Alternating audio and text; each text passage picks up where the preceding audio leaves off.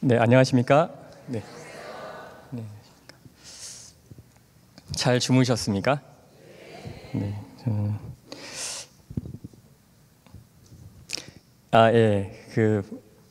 오늘 좀 날이 밝은지 성도님들 얼굴을 좀 뚜렷하게 제가 볼 수 있으니까 더 떨린 것 같습니다. 그러니까 표정을 조금 웃으면서 들어주시면 감사할 것 같습니다. 네.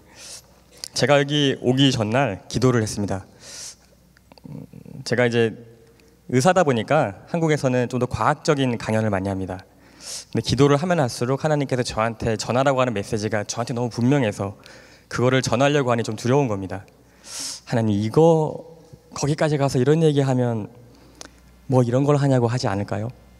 성도님들이 이게 무슨 건강 기별이냐고 얘기하지 않으실까요? 그러면 하나님께서 말씀하십니다. 상희가 두려워하지 말고 전해다오. 거기 많은 분들이 오신다는데 그분들의 시간을 제가 뺏는 게 아닐까요? 그런 생각은 하지 말고 그냥 가서 전해다오.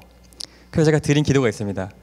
하나님, 만약에 끝나기 전에 단 한 분이라도 혹시라도 제 삶이 공감이 되더라, 그런 말 해줘서 고맙다고 말하시는 분이 한 명이라도 있다면 저는 제가 미국에 왔다 가는 그 모든 시간이 충분히 가치 있다고 생각하겠습니다. 근데 제가 이미 그 기도의 응답을 받았습니다. 예. 근데 지금부터는 두려워하지 않고 진실되게 하나님을 전하도록 하겠습니다. 또 한 가지 부탁드리는 말씀은, 제가 정말 드리고 싶은, 제가 하나님께서 말씀하신 것 같은 제가 들은 음성에 대한 건강 기별의 모든 핵심은 마지막 날에 있으니 혹시 이게 무엇인지 궁금하시다면 꼭 마지막 날 강의를 들어주시기 바랍니다. 그 전까지 들으면 이 사람이 무슨 얘기하나 하실지 모릅니다. 어제 했던 얘기를 제가 잠깐만 더 드리면요, 순종의 방법에 대해서 저는 말씀을 드리고 싶었습니다. 여러분 혹시 아담과 이브에 대한 이야기를 아시는가요? 예, 선악과가 나옵니다. 하나님께서는 이 에덴 동산이라는 정말 지상 낙원이죠. 너무나 아름다운 것을 인간에게 선물로 주시고 이 한 가지 사과를 따먹지 말라고 말씀하셨습니다. 여기에는요, 저는 아직 이 섭리를 이해하지 못하겠습니다. 하지만 그분의 그 음성으로 이 사과는 따먹으면 안 되는 것입니다. 근데 누가 이것을 부정하죠? 네, 어떤 나쁜 영혼이 이걸 부정합니다. 또 나쁜 목소리가 이것을 부정하고 하나님의 사랑스러운 딸에게 이 사과를 먹으라고 유혹합니다. 그리고 말을 하지요. 너희가 결코 죽지 아니하리라. 네, 이것은요 거짓입니다. 여러분 혹시 누군가가 병들어 죽어야 될 때, 누군가가 너무 고통스러워 아파할 때 하나님의 자비와 은혜가 없다고 생각하지 말아 주십시오. 아프고 병들고 죽는 것은 우리의 죄 때문입니다. 그 속에 더해지는 것이 하나님의 은혜이기 때문에 그 은혜를 주목해 주시기 바랍니다. 저희의 순종은 저희의 생각보다 하나님의 생각이 옳다는 그 믿음이 따라야 됩니다. 이사야서는 이런 말씀이 있습니다. 하늘이 땅보다 높음 같이 내 길은 너의 길보다 높으며 내 생각은 너의 생각보다 높으니라. 이 믿음의, 이 순종의 극치를 보여주신 분이 계십니다. 아시죠? 예수님은 우리를 위해서 십자가에 피 흘려 돌아가십니다.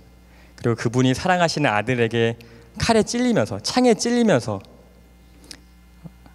고통을 받으시면서 그들을 구원하고자, 그들을 벌하지 말아달라고 애원하면서 돌아가시는 분입니다. 하지만 그런 분도 하나님께 기도를 할 때에는 나의 원대로 마옵시고 하나님의 원대로 하옵소서 하고 그분의 방법을 구합니다. 그래서 때로 우리가 하는 기도대로, 우리가 하는 바람대로 되지 않을지라도 그분의 자녀에게 최고로 좋은 것이 무엇인지 아시는 분께서 우리가 구한 것보다 더 좋은 것을 주실 것이라는 믿음이 있어야 된다고 생각합니다. 그리고 그 하나님의 방법에 따르는 것이 제가 깨달은 순종입니다. 이 이야기를 길게 드리는 이유는 나중에 알게 되실 것입니다. 제가 생각하는 건강 기별의 하나님의 건강 메시지의 두 번째 핵심은 순종입니다. 저희 아버님 얘기를 좀 더 들려드리겠습니다. 제가 사실 1시간 내지 2시간 정도 교수님의 수업은요 필기 안 하고 외웁니다. 거의 그대로 반복해서 재현할 수 있어요. 조건이 있습니다. 전날 잠을 충분히 잘 때입니다. 제가 잠을 자지 않으면요 2시간이 아니라 5분도 기억이 안 됩니다. 심지어 제가 다 외워서 몇 번 했던 것도 잠을 잘 못 자면요 이게 순서가 헷갈려요. 제 삶인데도 불구하고 제가 시차가 조금 적응이 안 되고 잠이 조금 모자르고 하니까 이게 정리가 잘 안 되는 겁니다. 이거 드리는 이유가 있습니다. 수면이 그만큼 중요하다는 겁니다. 그래서 제가 부득이하게 조금 메모를 해왔으니까 제가 살짝 컨닝을 하는 거를 좀 용서해 주시기 바랍니다. 저 강사 능력 없다 하지 마시고 잠이 좀 부족하구나고 생각해 주십시오. 저희 아버지는요 제가 이 이야기를 꼭 드릴 수밖에 없었던 이유가 있습니다. 한 분이 오시더니 조 선생, 나 아무리 생각해도 아버님 여러 번 만났는데 너무 좋은 분이셨어.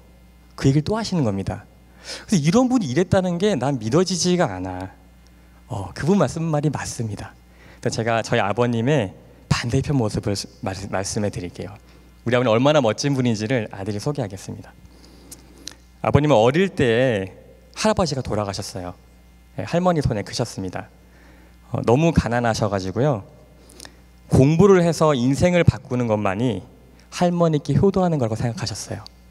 그래서 이 어린 저희 아버님께서 초등학생 때 할아버지가 돌아가셨는데요 그 전에 정말 저희 아버님이 사랑하는 작은 형이 기차에 치여 돌아가십니다. 아버님 목격을 하셨어요. 돌아가시는 걸. 충격이 된 상태에서 아버님이 돌아가시고 할머니 손에 크는 겁니다. 근데 저희 할머니께서 떡 장사를 하시면서 아버님을 키우셨는데요 아버님은 정말 이 인생을 바꿀 수 있는 길은 공부밖에 없다고 생각하신 거예요. 아무것도 없는 겁니다. 그래서 공부를 어떻게 하셨냐면요 지독합니다. 초등학생 때 전학을 가거나 학교를 들어가면 할머니가 오실 수가 없었어요. 혼자 가셨어요. 이 학교 전학 왔습니다. 그리고 바로 하는 일이 뭐냐면 그 학교에서 공부를 제일 잘하는 아이를 찾아가는 거예요. 수소문해서. 그 아이를 만나서 물어보는 것도 아니에요. 네가 이 학교 대장이냐? 보통 그러면 싸움이라고 아시죠? 싸움이 아니에요. 네가 이 학교 짱이냐? 근데 뭔 소리야? 그러면 네가 공부 제일 잘한다며 나랑 붙어보자. 아버님은 공부 1등 킬러였어요. 내가 그 학교에 제일 잘하는 애를 꺾으면 그거는 바른 길로 가고 있겠구나. 내가 세상에서 성공할 수 있겠구나. 그러면서 무엇을 또 하셨냐면요 이 당시에는 큰 돌을 팔면 돈을 좀 받을 수 있었대요. 저희 아버님이 학교까지 가려면 큰 산을 2개 넘어야 됐는데 그 산에 있는 큰 바위를 주워 다니셨습니다. 그걸 팔아서 할머니한테 보태시려고요. 이런 효자 보셨습니까? 저희 아버님 중학교 때는 당시 부산에서 가장 좋다고 하는 부산 중학교에 가셨는데요 초등학교 때 제대로 배운 적이 없으세요. 남이 버린 교과서로 공부했습니다. 학교를 잘 다닐 수가 없는 거예요. 산에서 통학 시간이 2~3시간이고 돌멩이를 주워 다녀야 되고 공부를 그렇게 하신 겁니다. 근데 중학교 때 학교를 갈 수가 없으니까 수업 일수가 모자란 거예요. 그래서 고등학교 진학이 안 됐었습니다.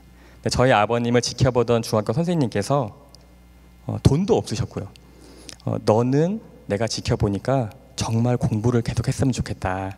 그래서 저희 아버님 학비를 그 이름 모를 중학교 선생님이 다 대주셨어요. 너무 감사하죠. 그래서 저는 이름 모르는 의인에 대해서 항상 감사한 마음이 있고 그런 얘기를 들었습니다. 저희 아버님은 그렇게 해서 중학교에서 고등학교로 진학을 하게 되고요 고등학교 때는 또 어찌나 똑똑했는지 고등학교 때는 돈을 벌기 위해서 같은 반 친구들을 가르치면서 학교를 다니셨어요. 돈을 받고요. 공부로는 저희 아버님을 따를 수가 없다고 모두가 판단한 겁니다. 저 아버님이 다니는 고등학교가 부산 고등학교로 당시에는 최고로 좋은 고등학교였는데도 아버님한테 공부를 배우시는 거예요. 학생들이. 심지어는 아버님이 너무 탐이 나서 입주 가정교사로 어머니들이 아빠를 자기 집에서 살게 하면서 가르치라고 했었어요. 우리 아들뿐만 아니라 그 더 다른 친척도 다 가르쳐 달라고. 아버님이 입주가정교사를 10년 이상 하셨습니다. 네. 저희 아버님이 고등학교 때 책을 살 돈이 없었어요. 그래서 아이스크림도 팔고 경비원도 하고 야채 장사도 하고 안 해본 장사가 없다 그러셨어요. 학교를 못 가는 겁니다. 수업을 들을 수가 없어요. 돈을 벌어야 되니까. 네. 근데 저희 아버님이 책을 살 돈이 없는데 어느 날 학교도 가봤자 책도 없고 만화방을 갔다고 합니다. 그냥 앉아있을 때라도 있으려고. 근데 거기 한 껄렁해 보이는 학생 몇 명이 책을 던져놓고 만화책을 보고 있더랍니다. 그래서 그 친구한테 가가지고 야, 니 이 책 안 볼 거냐고. 그랬더니 니 가져가더랍니다. 교과서를 니 가져가. 이거 한번 누가 그냥 버린 것만 쓰셨는데 새 책을 낙서도 안 되는 이 새 책을 처음 고등학교 때 구경하셨대요. 네. 그 책으로 공부하셔서 의과대학에 입학하셨습니다. 그 가정만 해도 제가 하루를 이야기해도 모자른데요. 이 의과대학에 입학하셨을 때 너무나 마음이 아프게도 할머니가 돌아가셨어요.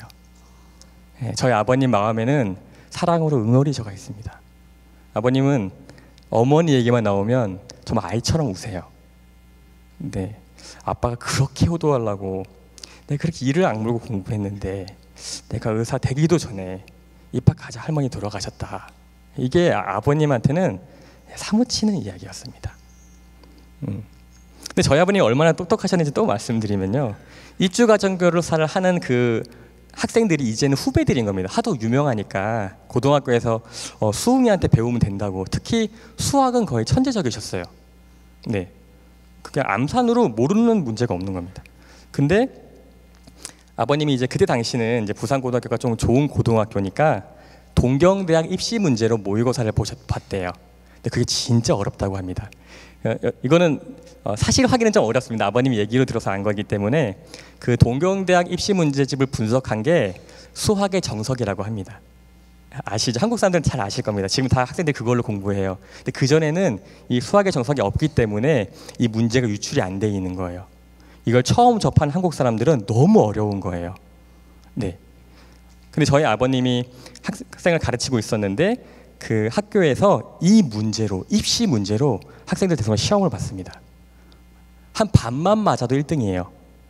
근데 학교 유례 없이 한 개 틀린 학생이 나온 겁니다. 전체 중에서 단 한 개를 틀렸어요. 근데 그 학생이 그렇게 공부를 잘하는 학생이 아니었던 거예요. 그러니까 선생님이 이렇게 해서 너 대단하다. 어떻게 이걸 이렇게 풀 수 있냐. 그리고 나서 아빠한테 자랑한다고 선생님 저 한 개 틀렸어요 가져와서 아버님 틀린 문제를 복기해 보는데 답이 틀린 겁니다.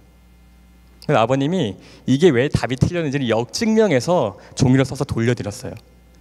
이건 답이 틀린 겁니다. 그래서 이 학생은 만점입니다 하고 성명서를 써서 학교로 보내드렸어요.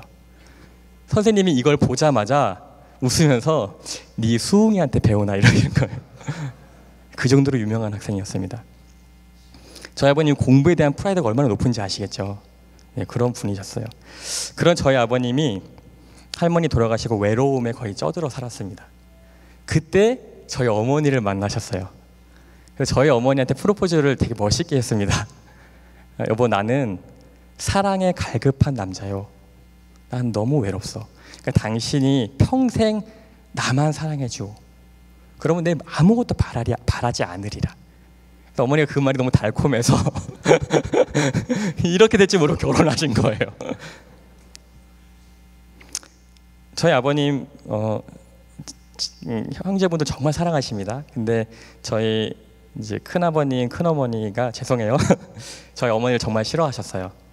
가진 게 없는 여자죠. 저희 어머니도 가난하셨거든요. 되게 많이 구박했다고 합니다.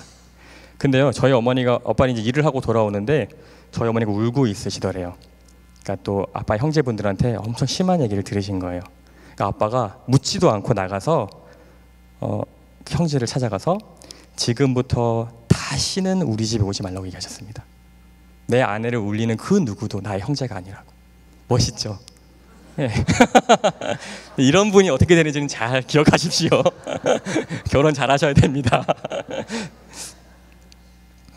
저희 아버님이 일본에 있는 모 의과대학에서 인재를 뽑기 위해서 한국에서 시험을 봤다고 했죠. 예, 거기에 수석하셨습니다. 그럴 수밖에 없겠죠. 이렇게 공부하셨는데요. 근데 그 수석에 사실 2명이었습니다. 예, 근데 이 시험에 이제 수석을 해서 일본에 가게 되면요, 대학 등록비는 물론이고 교수가 될 때까지 모든 비용을 지불해 주고요, 비행기 값이랑 집도 주기로 했습니다. 그리고 가정교사를 대가지고요 1월을 가르쳐 주기로 했대요. 이 당시에는 한국에서 외국에 가는 것 자체가 힘든 시기였다고 하더라고요. 그래서 이게 되게 영광스러워 보였다고 합니다. 그리고 교수까지 약속이 돼 있으니까요. 근데 아버님이요 여기 안 가겠다고 결정하셨습니다. 왜냐하면 이때 저희 둘째도 아닙니다, 셋째 누나가 배 안에 있었어요. 이 가진 것 없는 두 부부에게 셋째 아이가 생긴 겁니다. 만삭이셨어요. 아무리 생각해도 갈 수가 없는 겁니다. 왜냐하면 일본에서 조건을 걸었는데 6개월간은 본인 혼자 오라는 겁니다. 저희 아버님 아무리 봐도 6개월이면 엄마랑 아이들 다 굶어 죽어 있을 것 같답니다. 그래서 안 가니까 누가 안타까웠겠어요? 네, 같이 수석한 그 친구가 너무 안타까워서 저희 아빠한테 편지를 썼어요. 수웅아, 너는 조국의 미래가 걱정되지 않니? 전 그 편지를 기억합니다. 아버님 하도 말씀 많이 해주셔서 너는 젊은인데 꿈이 없느냐? 우리 조국의 미래를 위해서 같이 꿈을 키워보지 않겠느냐는 편지를 썼습니다. 아버님 안 간다는 소식을 듣고요. 아버님이 답장을 뭐라고 쓰셨는지 아세요? 네, 사랑하는 친구야, 청년이 꿈이 왜 없겠느냐? 왜 청년이 나라를 사랑하는 마음이 없겠느냐? 근데 나에게 더 큰 꿈이 있는데 그것이 나의 부인과 내 아이들이다. 이렇게 해서 안 가셨어요. 돈이 없어서 아버님은 교수가 되고 싶으셨는데 계속 돈만 버셨습니다. 나중에 엄청 부자가 되셨어요. 그래서 그 부자가 된 다음에는 어떻게 된지 아시죠? 하나님을 부인하다가 거지가 돼버립니다. 이런 아버지에게 아픈 손가락이 하나 있었어요. 예, 그게 바로 접니다. 예, 아들 하나 있는 이 아들, 아빠가 너무나 사랑하는 이 막내 아들, 네? 항상 엄마는 안 돼 했는 그 상황에서 항상 생각 없이 아빠만 아빠 좋아 하는 이 막내 아들, 끔찍히 사랑해 주셨어요. 근데 저는요 이 아버님이 너무 가증스럽고 미웠습니다. 네, 이 아버님을 증오했어요. 전 고등학교 3년 동안 아버님과 대화해 본 기억이 별로 없어요. 네, 전 가출도 해봤습니다. 근데 어느 날 제가 가출을 하고 또 아버님과 아직 말도 안 하려고, 아버님이 보면 저는 그냥 쳐다도 안 봤어요. 제 인생에서 없는 사람으로 생각했었습니다. 근데 아버님이 저를 불렀어요. 술이 이제 고조망태가 돼가지고, 상희야 너 왜 아빠를 피하니? 그러시는 거예요. 그래서 아빠가 아빠답게 행동을 해봐요. 내가 피하나? 제 말이 이렇게 무서워. 전 그런 사람입니다. 아빠가 우시는 거예요. 상희 네가 너무 겉도는 것 같아서 아빠가 많이 걱정이 돼. 그게 아빠가 무슨 걱정이세요? 내비두세요 그냥. 근데 지금 고등학생이면 공부도 좀 해야 되고 네가 할 게 많거든. 그게 무슨 상관이, 내 인생인데. 근데 아빠가 하시는 말씀이, 누나들이 있잖아, 누나들 3명이나 있잖아, 아빠가 죽으면 이제 아들한테 의지하거든. 그러시는 거예요. 정말 사랑 많으시죠. 아들이 장성에 있으면 누나가 시집가서 구박을 안 받아. 그러시는 거예요. 사랑이 가득하지 않으세요? 저희 아버님 그런 분이십니다. 근데 이 저희 아버님한테 정말 이해할 수 없는 게, 하나님만 나오면 그것을 미워합니다. 이해할 수가 없어요. 아주 선한 사람이다가 하나님에 대한 메시지가 나오면 그걸 증오합니다. 그래서 저는 체험적으로 알 수 없지만 하나님을 적대시하는 무엇인가 있으면 저는 알고 있습니다. 설명하기가 힘들어요. 이 사람을 좌지우지하고 뒤흔들어 버리는 하나님을 대적하는 무엇인가가, 우리를 괴롭히는 무엇인가가 있다는 것을 저는 어려서부터 알고 있습니다. 저희 아버님이 하나님과 성경보다 더 싫어하는 게 하나가 있었는데요, 그게 교회에서 건강 이야기하는 거였습니다. 지들이 뭘 안다고, 내가 대한민국에서, 세계에서 제일 똑똑한데, 내가 보면 말도 안 되는 소리인데 뭐 이런 걸 하고 있고 현미밥 뭐라고 내 맨날 노란 밥 가지고 지금 내 밥상 앞에 노란 밥 이거 맨날 버리고 하셨어요.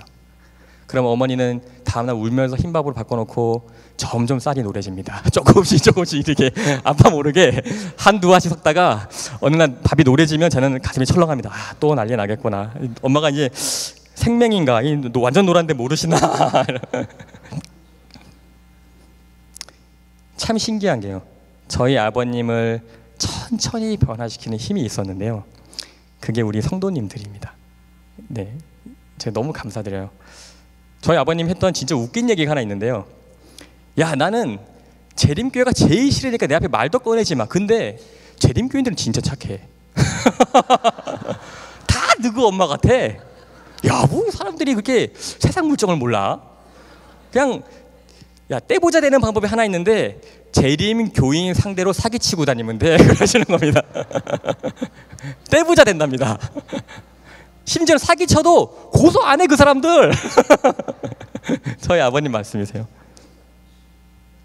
여러분 혹시 교회에서 짓궂고 이 교회에 어울리지 않은 성도님이 계시는 것 같으면요, 저희 아버님이라고 생각하고 좀 사랑해 주십시오. 그 가족들은요, 그 교회에 있는 것만으로도 환호하고 감사의 기도를 드리고 있는 겁니다. 이 아버지를요, 저는 증오했지만 끊임없이 믿어주고 아껴주고 지지하는 분이 한 분 계셨는데요. 그게 저희 어머니입니다. 네, 이 모든 것들을 제가 지금 돌이켜보건대 어머니가 알고 계셨던 것 같아요. 그래서 저희 어머니, 제가 어머니한테 제가 진짜 짓고 싶습니다. 그냥 좀 이혼해 제발. 제가 그 얘기 얼마나 많이 했는지 몰라요. 나중에 싸우는 게 중독이 돼서 싸워도 이제 감흥도 없어요. 그냥 제발 따로 살자. 제가 그 말 맨날 해요.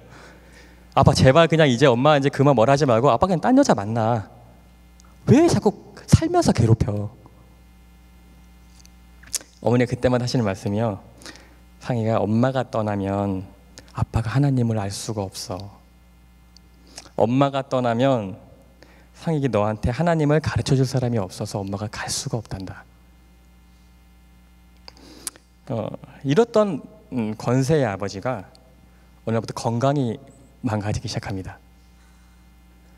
너희 어머니는 엉터리고 엄마는 항상 말씀 속에 있는 건강의 메시지를 정말 삶의 신념을 생각하는, 실천하시는 분이세요. 그걸 구박하고 엉터리라고 하셨던 그 아버님이 아프기 시작한 겁니다. 의사로서는 대한민국 최고, 아니면 세계에서 최고라고 자부하시는 분이 당신의 병의 원인을 전혀 모르세요. 처음에는 가볍게 고지혈증이 오고 살이 찝니다. 고혈압이 와서 약을 먹기 시작해요. 통풍이 와서 나중에는 먹는 약이 12알이에요. 12알요. 혈압약만 5알 이상입니다. 하나를 먹고 조절이 안 돼요. 다음에 가면 약을 하나 더 먹어요. 또 조절이 안 돼요. 또 먹어요. 혈압이 200이에요. 조절이 안 돼요. 이렇게 약물로 조절이 안 되면 어떻게 될까요? 네, 합병증이 옵니다. 다행히 당뇨가 없으셨어요. 제 생각인데요, 그나마 교도소 가셔서 술과 담배를 끊으셨기 때문이 아닌가 너무 감사해요. 그 교도소 안 가셨으면요, 이때 돌아가셨을 수도 있어요. 하나님은 아버님을 살리시려고 감방에 그냥 가두신 겁니다. 중독 치료 센터였던 거예요, 거기가. 아버님은요, 이유 없이 쓰러지셨다고 생각했는데 기도 후에 알게 되는 과정은 뇌경색이셨어요. 흔적 없는 뇌경색, 검사에 안 나와요. 네. 그리고 이 고혈압이 진행되면서 콩팥이 망가집니다. 그래서 아버지는요, 계속 쓰러지고 콩팥이 망가져서 몸이 붓고 간지럽고 온갖 합병증에 시달리셨어요. 콩팥이 망가져서 약물의 독성을 배설하지 못하니까요, 약을 먹으면 그 부작용이 여러분보다 10배로 강하게 나타납니다. 네, 칼슘 채널 블로커라고 고혈압 약을 먹으면 두통이 생기는데요, 저희 아버님은 비명을 지르셨어요. 아, 너무 머리가 아파. 혈압은 안 잡히는데 더 이상 약을 올릴 수가 없습니다. 이제는 그 약의 부작용 때문에 더 이상 약을 올릴 수가 없는 상황에 빠지신 거예요. 병원에 가면 제가 애타는 마음으로, 이제 기도했으니까 애타는 마음으로 아버님을 모시고 병원에 안 다녀본 병원이 없습니다. 할 만큼 다 했다는 얘기밖에 안 하세요. 제가 약사였는데요, 어떻게든 도움이 되려고 일기를 썼습니다. 약이 바뀌면 바뀌는 대로 무엇을 다 일기를 적어도 답이 없다는 것밖에 없어요. 다시 아프시면 검사 다시 한번 해보죠 하고 했던 검사 다시 다 합니다. 경험해보신 분도 있으실 거예요. 그래서 제가 절망하고 좌절하고 군대 책상 밑에서 울고 부르짖으면서 하나님께 구했을지도 모릅니다. 통풍을 가볍게 보시는 분이 있을 수 있는데요. 통풍은 핵산이 대사돼서 바늘 모양으로 관절에 침착되는 병입니다. 이게 가볍게 지나가면 그냥 지나가는 분도 있는데 조절이 안 되면 그 관절을 다 녹여버립니다. 네, 저희 아버님은요, 손가락을 펴는 인대가 이 통풍 때문에 다 녹으셨어요. 손을 펴지 못하셨습니다. 손을 질 수만 있으셨어요. 나중에는요, 발가락은 아예 녹아내려가지고요, 뼈가 녹아서 쓸 수가 없어서 엉덩이 뼈를 이식해서 발가락을 심었습니다. 아버님이 스스로 한국 최고의 의사라고 자부하시는데요. 오른쪽은 계속 뭐가 나빠지고 병원 가고 주사 맞고 하다 보면 그 부분이 염증이 되고 감염이 돼서 연부조직염, 즉 피부 쪽에 감염이 되는 게 반복되는 겁니다. 정말 알면 알수록 답이 없고 너무 괴로웠어요. 근데 이럴 때마다 아들은 답이 없는데 죄송합니다 어머니, 이 바보 같은 어머니는 계속 하나님을 얘기해요. 치유하시는 하나님이 계시대요. 겨우 하나님이 뭔지 알 것 같은데 이제 또 모르겠는 소리를 하세요. 이제 겨우 내가 하나님 좀 알 것 같은데 이것도 무슨 소리야. 그래서 어머니가 저한테 지겹도록 얘기하셨는데 참 못 가르치셨어요. 저희 어머님이 실천하는 거는 대한민국 최고인데 가르치는 거는 영 소질이 없어 보이십니다. 그래서 제가 저희 어머님의 메시지를 조금 제 스타일대로 바꿔서 여러분께 한번 소개하고자 합니다. 그래서 만드신 분은 하나님이시고요, 요거 좀 번역해 주신 분은 엘렌 G 화이트라는 분이고요, 나레이션이 접니다. 지도 교수님은 저희 어머니인 김인자 집사님이시고요, 기도 중에 많은 도움 천사들이 함께하는 걸 제가 느꼈습니다. 여러분, 아픈 아이라는 에드바드 뭉크의 작품입니다. 여러분, 아이가 아픈 부모님 보셨습니까? 아니면 여러분의 아이가, 자녀분이 정말 치유할 수 없는 병 때문에 아픈 아이가 계십니까? 네, 저는 병원에서 정말 많이 경험합니다. 근데요, 치명적인 병이 당신에게 걸렸어 할 때는 제법 담담합니다. 그래요, 진짠가요? 이런 반응이 많아요. 근데요, 치명적인 병이 당신 아이에게 걸렸어 하면요, 그 감당하는 부모가 거의 없습니다. 그냥 울어요. 선생님, 다시 한번 말씀해 주세요. 그 목소리의 깊이부터 눈빛이 다, 그건 비교할 수가 없어요. 아마 예술가들은 그 부모의 마음을 잘 알고 있는 것 같았습니다. 이 그림을 보시면요, 아픈 아이는 해가 맑습니다. 근데 어머니 표정은 어떤가요? 이 손은 어떤가요? 아이를 잡고 있는 손끝은 어떤가요? 한숨 좀 못 잤을 수 있어요. 이거는 외자인 카레르라는 분의 작품인데요, 아마 제가 볼 때는 이제 물수건으로 아이를 감싸는 거 보니까 열병이 난 것 같아요. 이 어머니 표정 보이세요? 네, 아이를 안고 있는 어머니의 표정을, 이 어머니의 사랑을 예술가들은 더 감성적으로 느꼈을 것 같아요. 그래서 하나님께서 말씀하십니다. 여인이 어찌 그 젖먹는 자식을 잊겠으며 자기 태에서 난 아들을 긍휼히 여기지 않겠느냐. 그들은 혹시 잊을지라도 나는 너를 잊지 아니할 것이라. 저는 건강기별을 이렇게 말씀드립니다. 하나님이 세상을 이처럼 사랑하사 독생자를 주셨으니 이는 저를 믿는 자마다 멸망치 않고 영생을 얻게 하려 하심이라. 하나님은 여러분에게 영생을 주기 위해서 아들을 십자가에 돌아가시도록 허락하신 분입니다. 근데 영생이요, 뭐가 그리 대단할까요? 제가 어릴 때 정말 많이 드렸던 질문인데요, 하나님한테. 저는 영생을 필요하지 않습니다. 저는 그렇게 비겁한 사람이 아니에요. 저는 하나님이 지금 죽이신다고 해서 겁을 내는 그런 비겁한 사람이 아닙니다. 영생 따위 필요 없어요. 그걸로 저를 판단하고 저울질하지 마세요. 하나님, 겨우 영생 따위로 저를 겁주시는 거예요? 지금 저 죽게 해주신다면 제가 두려워할 줄 아세요? 그런데 하나님 믿을 것 같아요? 저는 이렇게 생각했어요. 근데 하나님이 왜 우리한테 영생을 주고 싶은지 아세요? 그분이 영원한 분이시기 때문입니다. 그분이 영원한 분이시기 때문에 여러분이 영생하지 않으면 그분은 여러분을 잃어요. 그게 아픈 아이를 가진 엄마의 마음입니다. 여러분이 왜 여러분의 몸을 건강하게 해서 영광을 돌리시는지 아세요? 여러분이 아프면 하나님은 감당할 수가 없는 아픔을 겪습니다. 그게 하나님께서 우리에게 영생을 주시고 우리가 건강하길 바라는 이유입니다. 자식이 몸을 지키는 것이 부모께 효도하는 거라고 했습니다. 우리가 그래서 하나님께 영광 돌리는 가장 큰 방법은 우리가 건강한 것입니다. 근데 세상은 어떤가요? 세상은 병들어 있습니다. 세상은 이 하나님의 사랑을 몰라요. 세상은 저희 어릴 때 모습과 똑같습니다. 하나님, 제가 지금 죽은들 무슨 상관인가요? 저한테 겁을 주시는가요?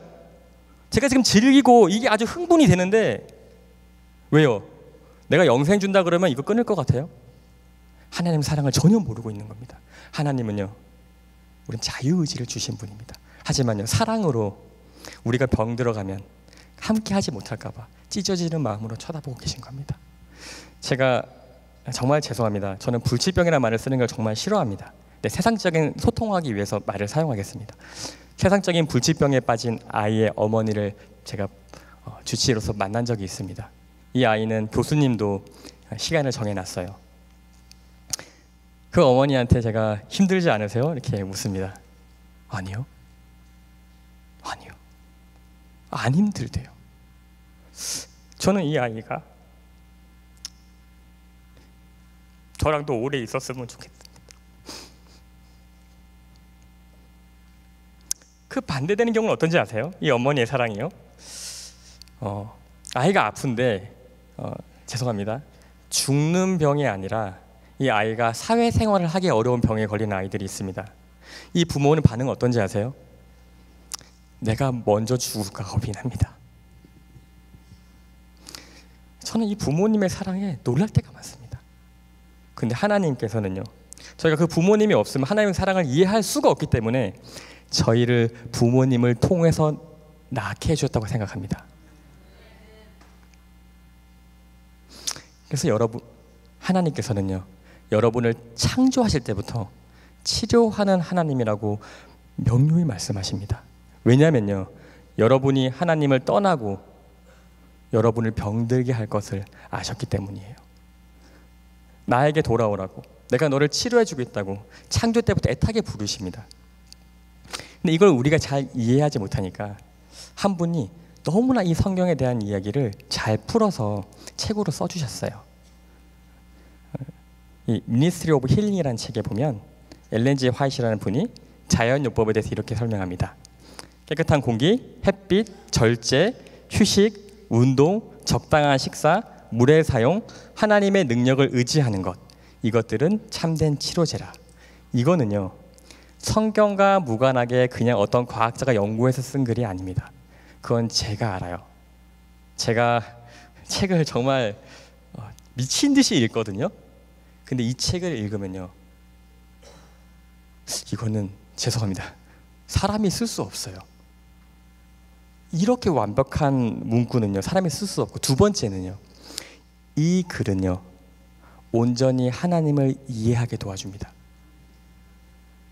그래서 미니스트리 오브 힐링에 보면 이렇게 하나하나씩 기억해 주세요. 깨끗한 공기, 햇빛, 절제, 휴식, 운동, 적당한 식사, 물의 사용, 하나님의 능력을 의지하는 것이 참된 치료제라고. 이게 치료제라고 정말 알기 쉽게 변명 돌려 말하지도 않습니다. 이게 치료제라고 그냥 말해줍니다. 이게 왜 필요한지 아세요? 우리가 죄인이기 때문입니다. 우리가 죄가 없다면 이런 방법이 필요 없을지도 몰라요. 그리고 모든 사람이 알아야 되고 이거에 대한 실제적인 훈련이 돼야 된다고 설명합니다. 이건 하나님이 원하시는 건강한 생활 습관에 관하여 쓴 역사상 최고의 명작이라고 제가 생각합니다. 정말이에요. 저는 저희 아버님 다음으로 이 건강 기별을 싫어하는 사람이었습니다. 그건 또 다른 간증이어서 언젠가 기회가 되면 말씀드리겠습니다.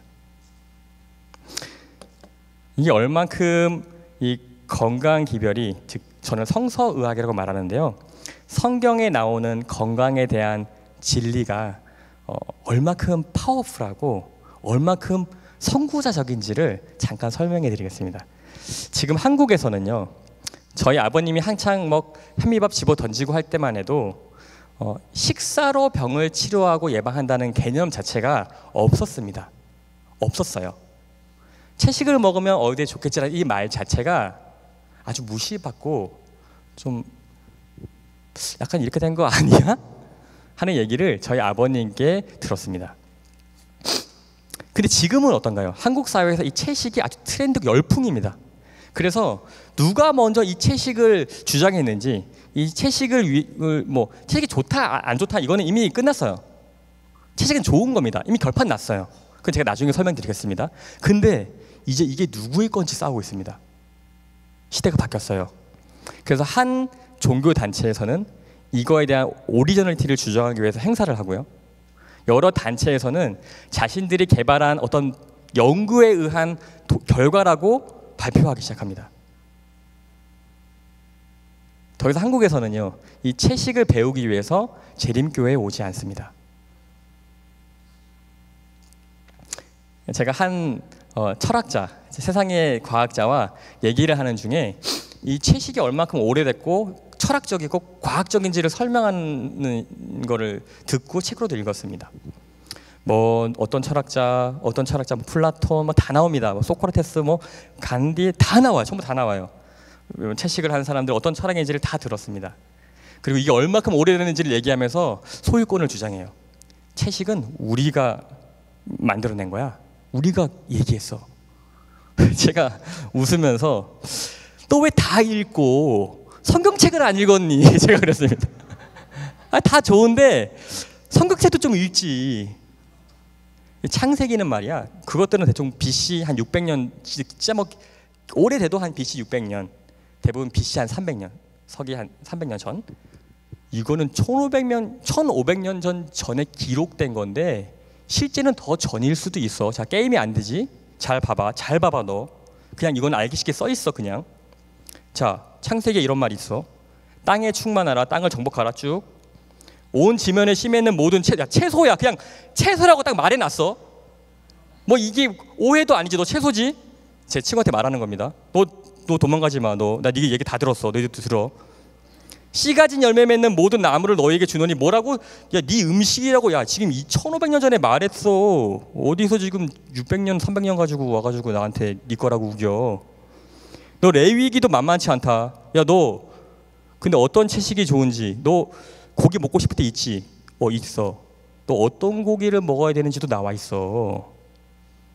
정 안 돼서 네가 고기 먹고 싶으면 어떤 고기 먹어야 되는지도 BC 1500년 전에 나와 있다고. 깜짝 놀랍니다. 그래? 어떤 사람이 그럽니다. 야, 그거는 그냥 써 있는 글이잖아. 우리는 연구를 했어. 우리는 몇십 명 모아가지고 채식한 사람, 채식하지 않는 사람 연구해가지고 채식하면 더 건강하다는 우리는 그런 연구 데이터가 있어. 그거 언제 한 건데? 그럼 재작년에 했던가? 한 5년 전에 했던가? 아이, 답답한 사람. 성경책을 좀 읽으라고. 야, 여기 다니엘서가 있는데 이거 좀 봐봐. 채식에 관한 이야기가 있어. 다니엘서 1장. 야, 이거는 길게 읽을 필요도 없어. 너 성경책 읽기 싫다 그랬지? 그냥 1장만 좀 읽어봐. 하나님은 친절하게도 1장만 읽으면 되게 처음부터 얘기해 주십니다. 지루한 사람 길게 읽을 필요도 없어요. 다니엘은 뜻을 정하여 왕의 진미와 그의 마시는 포도주를 자기를 더럽히지 아니하리라. 중요한 게 있습니다. 다니엘은요, 머리로 생각한 게 아닙니다. 뜻을 정한 겁니다. 뭐 하기로요? 순종하기로요. 그랬더니 어떻게 됐습니까? 얼굴이 더욱 아름답게, 살이 더욱 윤택하고요. 지금으로 치면 얼짱이 돼가는 겁니다. 피부 미인이 돼가는 거예요. 왕의 진미를 먹는 모든 소년보다 나아 보인지라. 이러므로 감독하는 자가 그들에게 분정된 진미와 마실 포도주를 제하고 채식을 주니라. 다니엘이 이제 그 친구들이랑요, 왕 앞에 섰을 때 나는 채식을 하겠다고 얘기를 하죠. 더 건강해질 거라고. 그랬더니 시험을 합니다. 채식을 한 그룹과 채식을 하지 않은 그룹을 무려 BC 500년도에 하나님께서 친히 실험하십니다. 세상에 보여주기 위해서. 이미요. 근데 어떻게 됐습니까? 결과가 비교가 안 됐어요. 그냥 한판 승리입니다. 근데 여기서 여러분은요, 단지 채식에 집중하시면 안 돼요. 여기에는 믿음이 있고요, 다니엘의 믿음입니다. 여기는 순종이 있습니다. 여기에는 축복이 있어요. 여러분이 먹는 그 시금치가 여러분을 지혜롭게 하지 않습니다. 여러분이 먹는 마시는 물이요, 여러분을 건강하게 하지 않습니다. 여러분이 건강하게 되는 것은요, 순종에 대한 축복입니다. 여러분, 그건 은혜입니다. 왜냐면요, 너무나 쉽게 저 같은 바보도 알 수 있게 말씀해 주세요. 이랬더니 그 채식이 다니엘을 지혜롭게 하더라 하지 않습니다. 주관하시는 하나님이 계십니다.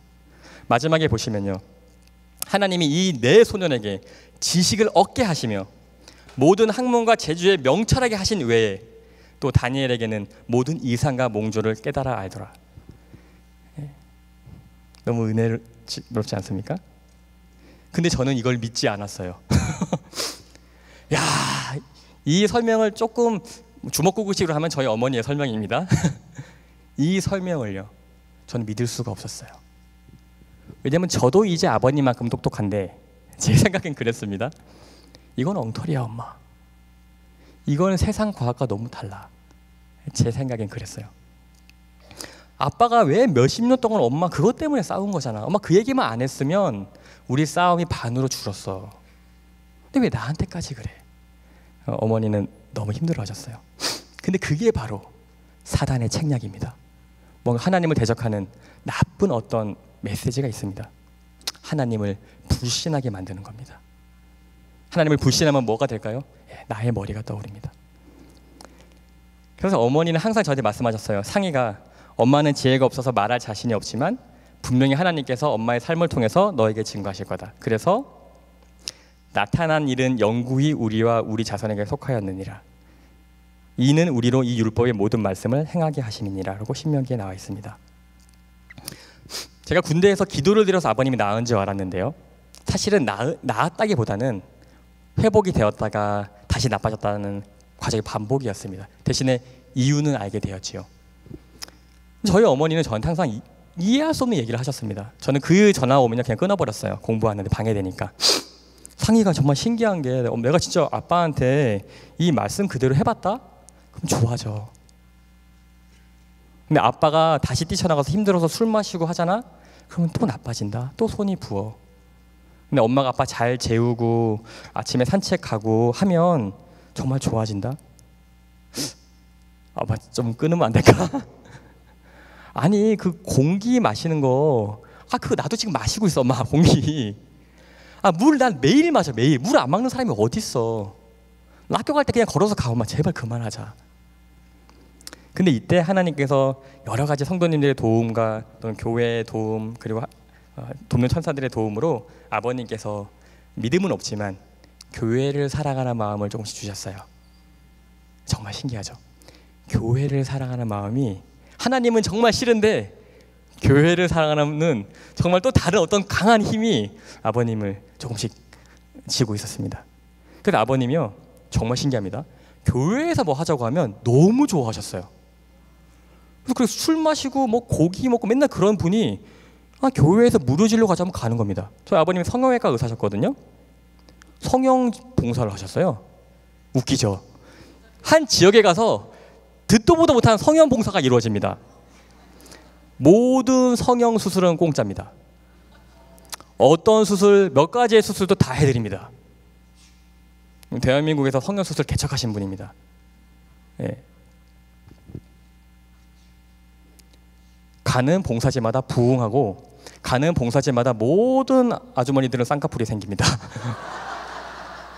마을 이장이 감사하다고 상장을 줍니다. 할머니들이 너무 좋아한다고. 다음 마을에서 가만히 있질 않아요. 아니 왜 우리 마을은 안아주냐고.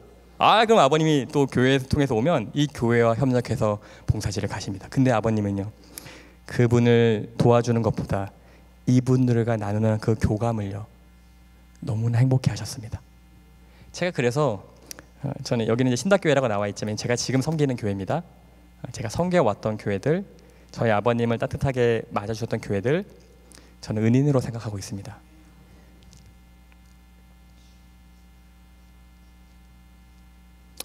하지만 이 아버님께서는 어머니의 말을 듣기가 참 힘드셨나 봐요. 그래서 술도 드시고 고기와 포도주를 좋아하시고요. 그리고 성형외과다 보니까 스트레스를 엄청 많이 받으셨어요. 수술 하나가 잘못된 것 같으면 잠을 못 주무십니다. 그리고 담배는요. 네, 나중에 그 일이 터지고 나서 끊긴 했지만 하루에 2-3컵씩 피웠습니다. 술은요, 뭐 안 마시는 날이 없었어요. 근데 술을 마시면 이 온유하시던 분이 변합니다. 그래서 제가 술을 증오해요. 저는 술을 증오합니다. 근데 저도 술을 마시게 됐어요. 그만큼 우리의 의지는 약합니다. 이 시기가요, 우리 아버님이 하나님을 완전히 신뢰하진 않지만 이 교회를 사랑하고 함께하고 그리고 엄마를 구박하지 않고 저희한테 뭐라고 하지 않고 가정을 살아가는 모습을 마음에는 있지만 실제로 표현하신 이 3년이요, 제 인생의 천국이었어요. 저는 이 날을 항상 기억합니다. 근데 저희한테 큰 시험이 왔어요. 저는 사실 아버님이 이렇게 쭉 해서 하나님을 만나게 되실 줄 알았어요. 근데 뇌경색이 다시 왔습니다. 근데 이번에는요, 전두엽으로 뇌경색이 왔어요. 머리 앞쪽인데요. 이때까지 뇌경색이 여러 번 와서 조금씩 오면 또 회복하고 하셨는데 이번엔 좀 크게 왔어요. 전두엽이 망가졌습니다. 전두엽은요, 여러분의 의지를 관장하는 기관입니다. 이렇게 3년 동안 천사 같은 모습을 보여주시고 성경책을 들고 교우님들과 봉사를 다니시던 저희 아버님이요, 다시 그 성경책을 찍기 시작했습니다. 그리고 다시 저희 어머니를 핍박하시기 시작했고 저희한테 사랑을 못 주셨어요. 다 된 밥에 재 뿌린다고 하죠. 저희 집은 무너졌습니다. 이제 더 할 수 없어요. 이때까지 버텨온 시간이 얼만데, 우리가 투자한 에너지가 얼만데 다시 똑같은 모습이라니요. 이건 견딜 수가 없었습니다. 근데 여기서 희망을 놓지 않는 분이 역시 딱 한 분밖에 없었어요. 저희 어머니입니다. 상희가, 하나님은 한 번이 아니라 2번도 하시는 분이야. 하나님은 실수하지 않는 분이죠. 하나님은 구원의 하나님이시기 때문에 이미 구원의 계획이 있으실 거야. 저는 믿지 않았습니다. 끝났다고 생각했어요. 아버님을 증오하고 말자, 그게 속편하다, 그렇게 생각했어요. 저희 어머님을 더 힘들게 했던 거는요, 이 아들마저 믿음이 없는 겁니다. 하나님 안다고 하는데 이 아들이랑 얘기해보면 믿음이 하나도 없어요. 어머니가 이렇게 저를 보면 말은 번드르르 한데 가만히 있습니다, 이렇게.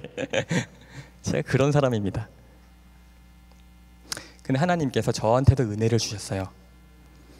부조와 선지자에 보면 하나님께서는 과학과 예술 방면으로 빛의 홍수가 지상에 쏟아지도록 허락하셨습니다.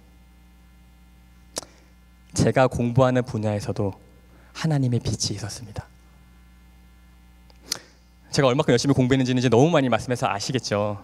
공부를 하는데 어떻게 하면 아빠를 치료할 수 있는 방법을 알고 싶어서 공부를 하는데 병원에서도 한 번도 얘기해주지 않았고 대한민국에서 유명한 병원에서 단 한 번도 언급조차 하지 않았던, 더 이상 방법이 없다고 말했었는데 저희 아버님이 가진 병 하나하나를 리뷰해 보니까 한 번도 듣지 못한 방법이 있었습니다. 제 왼쪽 위에 보시면 고지혈증 가이드라인인데요, 가운데 거 보시면 이제 하이퍼텐션이 고혈압이죠. 그 제일 밑에는 저희 아버님은 아니지만 당뇨병입니다. 고지혈증, 고혈압, 당뇨. 이 트리트먼트 가이드라인, 의사들이 보고 따라하는 이 가이드라인의 첫 줄에 3번, 4번째 줄도 아닙니다. 이 병이 있으면 제일 처음 약을 쓰기 전에, 어떤 치료를 하기 전에 반드시 생활 습관을 바꾸라는 말이 나옵니다. 전 충격이었어요. 어디서 많이 듣던 얘기인데 내가 20년 동안 무시하고 핍박했던 말인데 이게 뭐야 하고 전 소름이 끼쳤어요. 식은땀이 나기 시작합니다. 그리고 당뇨병에는요, 라이프스타일 체인지, 생활습관 변화가요, should, 반드시 하라고 돼 있습니다. should라고? 반드시 하라고? 근데 왜 한 번도 병원은 나한테 말해주지 않았어? 저는 화가 났습니다. CKD는 크로닉 키드니 디지즈라고 만성 신부전이에요. 콩팥이 망가지는 병입니다. 저희 아버님이죠. 여기도 라이프 스타일이 나오고요. OBST, 저희 아버님이죠. 여기도 라이프 스타일 인터벤션을 먼저 하라고 권유합니다. 스트로크, 뇌경색이죠. 저희 아버님 5번, 6번 왔습니다. 전두엽이 망가져서 이제 자식도 증오하고 부인도 증오하는 그 질병이요. 모든 환자들의 재발을 막기 위해서는 생활 습관을 바꾸라고 가이드라인이 나와 있습니다. 전 들어본 적이 없어요. 조심스럽게 학교는 가르쳐주지 않지만, 세상은 가르쳐주지 않지만 이게 내 생각보다 더 중요한 것이 아닐까 저는 판단했습니다. 나중에 알게 됐지만 이 생활 습관 변화, 라이프 스타일 모디피케이션의 근원이요, 여러분 성경에 있습니다. 그리고 이 성경에 탐닉한 너무나 감사한 저희 선배님들, 바로 여러분들이요, 이 말씀을 깊이 연구하고 로바린다 대학, 플로리다 병원, 또 삼육 서울병원에서 이 말씀을 연구하고 실천하고 환자한테 적용해서 얻은 결과가 지금 이 교과서에 실려 있는 겁니다, 여러분. 제가 이것을 알게 됐을 때요, 제 모든 것을 내려놓고 이것을 전하고 싶었습니다. 제가 여기 계신 미국에 계신 성도님들한테 이런 뿌리가 되어주셔서 얼마나 감사한지 몰라요. 여러분은 제 영적인 뿌리십니다. 모든 세상의 의사들은요, 아픈 환자들이 병이 진행하다가 손대지 못할 수준에 이르면요, 책임을 회피합니다. 아, 저 할 만큼 했는데 지금부터는 답이 없습니다. 준비하십시오. 선생님, 그런 게 어디 있나요? 처음에 얘기해 주지 않으셨잖아요. 치료될 거라면서요. 그거는 여기까지를 의미한 겁니다. 그럼 선생님 뭔가 더 이상 말씀하지 마세요. 병원에서 하는 일은, 의사의 역할은 여기까지니까 이 이상은 가족들이 알아서 하십시오. 세상은 그렇게 차갑습니다. 하나님은 어떠신가요? 하나님의 치료의 방법은 어떠신가요? 수고하고 무거운 짐진 자들아 다 내게로 오라. 나는 마음이 온유하고 겸손하니 나의 멍에를 보고 내게 배우라. 하나님은요, 여러분이 가장 아프실 때 회피하지 않으십니다. 하나님은 가장 아프실 때 당신이 친히 나오십니다. 나에게 오라고 말씀하십니다. 이게 세상의 의학과 하나님의 의학의 차이입니다. 저는 이제 이 세상의 의학과 하나님의 의학 사이에서 선택을 해야 됐습니다. 저는 고민할 여지가 없었어요. 하나님, 제가 이제 하나님을 섬기겠다고 택하겠습니다. 저한테 자유의지 주셨죠? 저는 그 자유의지 돌려드릴게요. 제가 당신을 떠나지 않게 붙들어 주십시오. 제 자유의지가 저를 구속하지 못하게 해주십시오. 그 뒤로 제가 건강 기별을 전하는 사람이 되었습니다. 운동 정말 싫어했는데 권투를 시작했고요. 이거 너무 큰 기대하지 마십시오. 그냥 앞뒤로 뛰기만 하는 겁니다. 이렇게 복싱에 가면 그거 먼저 시켜요. 이게 너무 지루해가지고 저한테 뭔가 좀 고급 동작을 가르쳐달라고 제가 부탁했더니 발을 바꿔서 뛰라고 하시더라고요. 이렇게 지금은 이제 원투 하고 있습니다. 그때 제가 이제 병원에서 레지던트가 되었고요. 제가 이 뇌경색이라던가 마비가 오는 환자를 보는 그런 과에 잠시 있었습니다. 전화가 걸려왔어요. 상희가 아빠가 이상해. 엄마 왜요? 아빠가 한쪽 팔다리를 못 써. 엄마 그거 뇌경색입니다. 듣고 바로 알았어요. 그건 뇌경색이에요. 바로 병원에 오라고 하세요. 근데 아빠가 안 간대. 빨리 삼육병원에 보내서 제일 가깝습니다. 삼육서울병원에 지금 바로 가세요. 엄마. 또 오신 거예요. 아빠 좀 바꿔줄게. 제가 받았습니다. 나 네 그 병원 갈 거다. 아빠 저희 병원 진짜 멀어. 아빠 오면 안 돼. 지금 바로 가셔야 돼요. 싫어. 내가 아들이 있는데 왜 딴 병원 가? 아빠 제발 이건 그렇게 따질 게 아니라니까. 지금 그 병원 제발 가요. 근데 싫어 뭐 난리가 났습니다. 막 이런 죄송합니다. 저희 어머니 욕을 제가 좀 쓰겠습니다. 아버님 쓰시는 욕이라 좀 추억에 젖어서 이 호로돌로무 자식아, 이게 뭐냐면 애비 없는 자식을 뜻한답니다. 하도 많이 들어서 이 호로돌로무 자식아, 아빠가 얘기하는데 어디서 아들이 말이야 너 이 전두엽 치매라 어찌나 욕이 찰지고 구성진지 들으면 아이고 그냥 사랑이 딱 느껴집니다. 아이고 엄마 좀 바꿔주세요. 알았어 엄마 좀 바꿔주세요. 엄마 바꿔줍니다. 성희가 어떡할래? 안 된다고 하세요.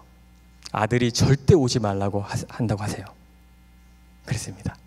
아빠가 뭐 바꿀 필요 없어요. 이런 마음이 난리가 났습니다. 그래서 제가 엄마 저 바꿔줄 필요도 없고요. 아빠한테 이렇게 말하세요. 아들 말 들을 거면 아들 병원에 간다는 약속을 지금 받으세요. 알았어.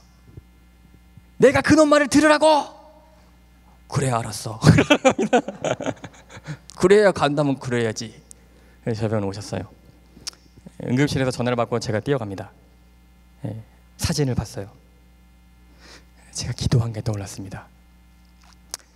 제가 군대에서 아무것도 몰라서 아버님이 쓰러지실 때 답없이 울었던 제가 떠올랐습니다. 책상 밑에서 하나님, 아버님을 구원해 주시고 다시 아프실 때 이것을 모르지 않는 바보가 아니라 아들의 병을 아는 지혜로운 아들이 되게 해달라고 기도가 떠올랐습니다. 이 사진을 보았어요. 이게 저희 아버님 사진이 아닙니다. 퍼와도 되는 사진을 퍼온 건데요. 비슷한 위치여서 퍼왔습니다. 저는 한 번에 알 수 있었습니다. 근데 그 사진을 보는 동안에 난리가 났어요. 이제 병원에서 저희 아버님이 의사시다 보니까 아버님을 함부로 대하는 것을 용납을 못하세요. 더하기 전두엽 내경색이라는 걸 꼭 기억해 주십시오. 이게 장난이 아닙니다, 진짜. 막 그 간호사분이 왔는데 막 쌍욕했다가 피를 잘 뽑고 가면 딱 잡고 나랑 결혼해 주시오 이럽니다. 화를 주체할 수 없고요. 그 색욕을 주체할 수 없습니다. 네, 그게 내 의지와 관계없이 되는 겁니다. 아버님을 아프게 찌르려고 하니까 또 콩팥이 망가져가지고 혈관이 너무나 안 좋아요. 바늘을 몇 번이나 찔러야 되는 또 마르셔가지고요. 내경색이 5번, 6번 왔습니다. 삐쩍 마르셔가지고 찌를 데가 없어요. 2번, 3번 찌르니까 막 이 응급실이 막 쌍욕으로 도배가 되는데 누가 보호자 좀 오세요. 전 모른 척합니다. 제발. 너무 부끄러워서 제발 아빠 엄마가 좀 어떻게 좀 해봐. 제발. 나 다 아는 친구들이란 말이야. 간호사가 저한테 오셨습니다. 선생님, 보호자시죠? 아, 예, 보호자인데요. 환자가 치료 안 받겠다는데요. 바늘도 안 찌르고 아예 피검사도 안 하겠대요. 가보셔야 되겠는데요. 갔어요. 난 이거 내가 아빠가 지금 이게 이제 미들 세레브럴 아테리 인팍션은요. 머리는 멀쩡합니다. 몸만 못 움직여요. 머리는 멀쩡하니까 할 말 다 합니다. 상희가 내가 이게 몇 번째인데 지금 내가 다 알아. 이거 병원 필요 없어. 안 가겠다는 겁니다. 제가 겁을 줬어요. 아빠 돌아가실 수 있어요. 돌아가실 수 있어요. 말 안 들으시면. 근데 저는요. 아버님이 절대 주사 안 맞을 걸 알았어요. 절대 안 할 걸 전 알았어요. 아버님 지금 아무것도 안 하시면 지금 죽어요. 이런 아빠한테 죽는다고 하는 이 호로 돌몬 자식, 내 호로 돌몬 자식 맞는데 죽어 아빠. 근데 아빠 살 수 있어. 하나님의 방법이 있어. 아빠 아들 잘 기억해봐. 얼마큼 공부 잘했는지 아빠 알았다고 했지. 아들이 변했으니까 아빠 변할 수 있겠다고 예전에 얘기했었지. 아들이 이 세상 공부 얼마큼 열심히 했는지 아빠 나 믿지. 근데 아빠 아들이 보니까 이 병 완전히 치료할 수 있는 세상 의학은 없어. 근데 이 병 나 치료하는 방법 아는데 아빠 그렇게 한번 해보지 않을래? 그렇게 하면 내가 이 병원에서 나가게 해줄게. 아빠가 만약에 그걸 선택하지 않고 이 병원에서 치료받기를 선택하면 나는 앞으로 다시는 그 방법 얘기하지 않을게. 그리고 아빠가 원하는 가장 좋은 의사한테 저는 아빠가 이 병원에 절대 있지 않을 걸 알았어요. 가장 유명한 교수님한테 부탁을 하고 가장 유능한 주치의한테 아빠를 돌보라고 내가 부탁할 거야. 선택해. 난 주사는 진짜 맞기 싫은데. 네. 엄마, 누나들 다 들어와요. 제 가족들이 아빠를 둘러쌌습니다. 아빠 선택하세요. 그리고 제가 가족들한테 얘기했습니다. 저도 지혜가 없어서 진짜로 아빠가 돌아가실 수도 있어 엄마. 진짜 아빠 돌아가실 수 있어 누나. 근데 아빠가 하나님 모르고 돌아가시면 우리 후회하지 않을까? 그래서 우리 이번을 기회로 하나님을 전해보자. 제가 가족들한테 그렇게 얘기를 했어요. 어머니가 너무 고맙다고 이렇게 두 손을 쥐십니다. 이제 담대히 말했어요. 아빠 선택하라고 하고 아버님이 고개를 끄덕끄덕거리십니다. 아들이 원수다. 아들이 원수야. 저희가 가족들이 그 앞에서 기도했어요. 너희가 너희 하나님 나 여호와의 말을 청종하고 나의 보기에 의를 행하며 내 계명에 귀를 기울이며 내 모든 규례를 지키면 내가 애굽 사람에게 내린 모든 질병이 하나도 너희에게 내리지 아니하리니 나는 너희를 치료하는 여호와임이니라. 저는 이 말을 신뢰했습니다. 하나님, 이 말이 거짓말이면요, 저희 아버지 죽습니다. 제가 믿을게요. 그리고 저희 아버님은 일어나셨어요. 제가 아버님이 잠깐 마음을 정하셨을 때 제가 너무 고마운 분이 한 분 계신데, 한국의 베델 수련원이라고 최차순 집사님이 한 분 계세요. 평신도신데 이 기별을 평생 전하고 계신 분입니다. 제가 그분을 본 적은 없지만 이름으로 알고 있어서 아버님을 보낼 때를 찾았어요. 집에서는 안 되니까. 제가 아버님이 오케이 하는 순간 밖에 나가서 갈 곳이 있어야 병원에서 보내주거든요. 전화했어요. 이제 전 전화번호도 모릅니다. 베델 수련원을 이제 인터넷에 검색해가지고 찾았어요. 여러 개가 뜨는 거예요. 헷갈리는 게. 그래서 떠서 전화를 했습니다. 띠리링 띠리링. 누가 젊은 목소리가 받아요. 여보세요? 베델 수련원인가요? 네, 맞습니다. 거기는 하나님의 방식으로 그래도 최선을 다해서 이 엘렌 G 화이트이 말한 그 건강의 법칙대로 환자를 돕으려고 노력하는 곳이라고 저는 생각했습니다. 거기가 베델 수련원 맞나요? 네, 맞습니다. 거기가 제7일 안식일 예수 재림교회에서 운영하는 곳이 맞나요? 예, 그런 교인들이 운영을 하고 있습니다. 혹시 이름이 어떻게 되시죠? 제가 최차순입니다. 눈물이 막 나요. 집사님, 제가 집사님 한 번도 뵌 적이 없는데 제가 여기 서울에 있는 의사입니다. 제 아버님을 꼭 보내고 싶은데 저희 아버님 좀 가르쳐 주세요. 그래서 저희 아버님 거기 가서 배우고 오셨어요. 거기서 얼마나 난동을 부렸는지 제가 듣고 미안해서 제가 좀 정말 죄송한 마음에. 그 뒤로 저희 아버님은 이걸 지키기를 너무 어려워하셨습니다. 정말 어려워요, 여러분. 여러분, 생활을 바꾼다는 거는요 정말 어렵습니다.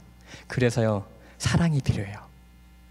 아빠, 현미밥 먹어. 안 됩니다. 이거 먹을 수가 없어요. 현미밥을 먹기 위해서요 제가 현미밥을 먹기 시작했습니다. 아버님 운동을 시키려고요 제가 운동하기 시작했습니다.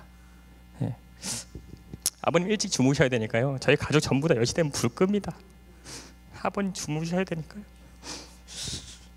죄송합니다. 제가 안 울려고 했는데 제가 좀 오해하지 마십시오. 좀 울보가 아닙니다. 이제 전 담대한 사람인데요. 네, 죄송합니다. 저는 이때부터 지금까지 단 한 번도 반찬 투정을 한 적이 없습니다. 저는 제 밥상에 차려진 것이 무엇이든 단 한 번도 불평한 적이 없어요. 저는 제게 불평은 사치입니다. 제가 불평하면요 저희 아버님은 어떻겠어요? 네, 저희 집은 아버님 외에는 그 누구도 불평하면 안 됐어요. 저는 교회 다니기 싫어했습니다. 교회가 재밌겠어요 저한테? 저 세상에서 잘 놀았어요. 술 저보다 잘 먹는 사람 한번 나와보세요. 더한 걸 보여드릴 수 있었습니다. 교회를 다녔습니다. 섬길 교회를 정했어요. 내가 다니지 않으면 우리 아버님 못 다닙니다. 그래서 저와 함께 아버님이 다녔어요. 처음부터 끝까지 시종일관 저희 어머니의 사랑은 한결같았고요. 어떻게 됐을까요? 어떻게 됐을까요, 여러분? 제가 왜 이곳에 와서 증거하고 있을까요? 12알의 약을 하나도 안 먹게 됐습니다. 고혈압이 200이던 고혈압이 조절이 돼요. 통풍이요? 인대가 다 녹아내렸는데요. 이제 통풍이 없습니다. 통풍을 유발할 만한 음식을 먹지 않으니까요. 생길 수가 없어요. 비만요, 고지혈증요. 그런 음식을 먹지 않는데 왜 생기겠습니까? 우울하고 소리치고 전두엽 내경색 이거 치매까지 와가지고 정말 세상 사람들은 포기하라고 얼마나 얘기했는지 몰라요. 그 분이요 인자한 품성으로 바뀌었습니다.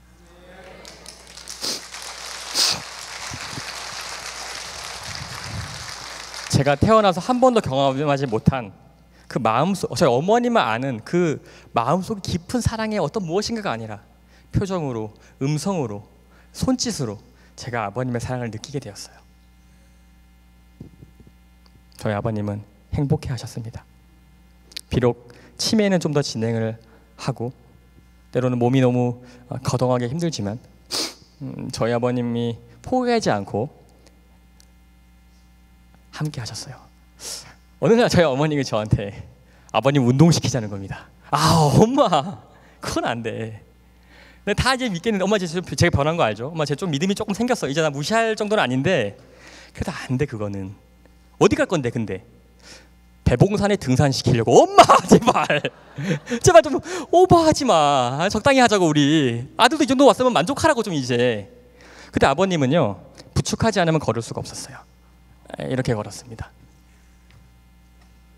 예, 치매 저희 아버님 뇌 MRI를 찍으면요, 정상적인 뇌가 거의 없어요. 뇌경색이 안 온 부분이 없습니다. 네, 완전히 온 건 한쪽이기 때문에 졌는데요, 반대쪽도 다 마비가 와 있어요. 부축하지 않으면 걸을 수가 없습니다. 등산을 하겠대요. 와, 이건 미친 짓이다. 가다 떨어지면 끝이다. 저희 어머님이 혼자서 대봉산을 완등하십니다. 어머님은 옆에서 지켜봐 주기만 하세요. 여보, 넘어지면 안 돼. 여보, 할 수 있어. 한 걸음만 더 가자. 어느 날 저보고 같이 등산을 하재요. 아, 너무 피곤하다. 가야지. 갔는데 아버님이 같이 가길래 걱정됐어요. 저는 그 사실 몰랐어요. 근데 저보고 도와주지 말라는 겁니다. 아버님이 너무 즐겁게 등산을 하세요. 산을 즐기면서 꼭대기까지 올라가십니다. 여러분에 대한 사랑은요, 준비되어 있는 사랑입니다. 내가 너보다 앞서가서 험한 곳을 평탄하게 하며 내 이름을 부르는 자가 나 여호와 이스라엘의 하나님인 줄을 네가 알게 하리라. 내가 나의 종 야곱, 내가 택한 자 이스라엘 곧 너를 위하여 내 이름을 불러 너는 알지 못할지라도 내가 너에게 칭호를 주었노라. 뭐라고요? 아들이라는 칭호를 주셨습니다. 여러분이 근심하기 전에, 여러분의 장애물을 느끼기 전에 이미 하나님께서는요, 다 예비해 놓으셨어요. 어떤 사랑으로요? 여인이 어찌 그 젖 먹는 자식을 잊겠으며 자기 태에서 난 아들을 긍휼히 여기지 않겠느냐. 그들은 혹시 잊을지라도 나는 너를 잊지 아니할 것이라고 말씀하십니다. 지금부터 한 40분 해야 된다고 생각을 했는데 역시 항상 길어지는 것 같습니다. 하다가 조금 잘리는 부분은 내일 붙여서 해도 됩니다. 네. 여러분, 이 건강에 대한 하나님의 메시지가 얼마큼 강력한지는 이제 아시겠어요? 얼마큼 사랑스러운지 아시겠어요? 네. 그 병을 치료하는 것뿐만이 아니라 그 가족의 상처를 회복해 주십니다. 여러분, 아버님을 미워하고 증오하고 잘못될 뻔한 이 아들의 상처를요, 하나님은 모른 척하지 않으셨어요. 이 건강의 법칙을 따라가는 가정 속에서 우리 가족의 상처가 회복되고 있었습니다. 더 이상 아버님을 증오하지 않아요. 저는 아버님을 너무 사랑합니다.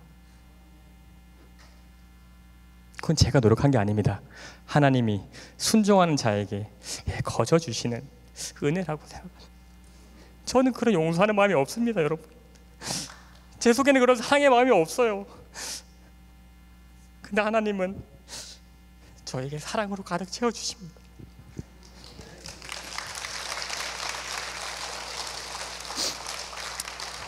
제가 울 때 두 눈으로 비빈다고 누가 한쪽씩 닦으라고 해서 이게 아이처럼 울지 말라고 누가 조언해 주시더라고요.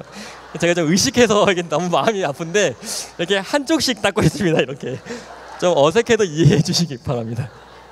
예. 제가 조언을 많이 받습니다. 예. 그때 고치느라 되게 힘들어요. 예. 순종해야 되니까요. 예.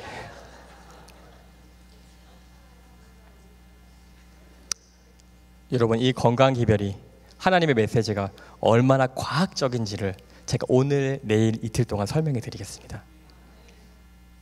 여러분, 이 글을 보실 때, 이 기사를 보실 때 그냥 흥미거리의 어떤 기사가 아니라 아픈 아빠를 둔 아들의 심정으로 봐주십시오. 세상에서 가르쳐주지 않는 그 단서를 발견하기 위해서 애가 타는 이 아들의 심정으로 이 글을 봐주십시오. 저한테 얼마나 큰 희망이 되었는지를 봐주십시오. 하나님이 과학에도 예술에도 빛의 홍수를 내려주셨기 때문입니다. 저를 잃지 않으시려고요. 죄송합니다. 제 콧물까지 나올 줄 몰랐어요. 이건 좀 치명적인.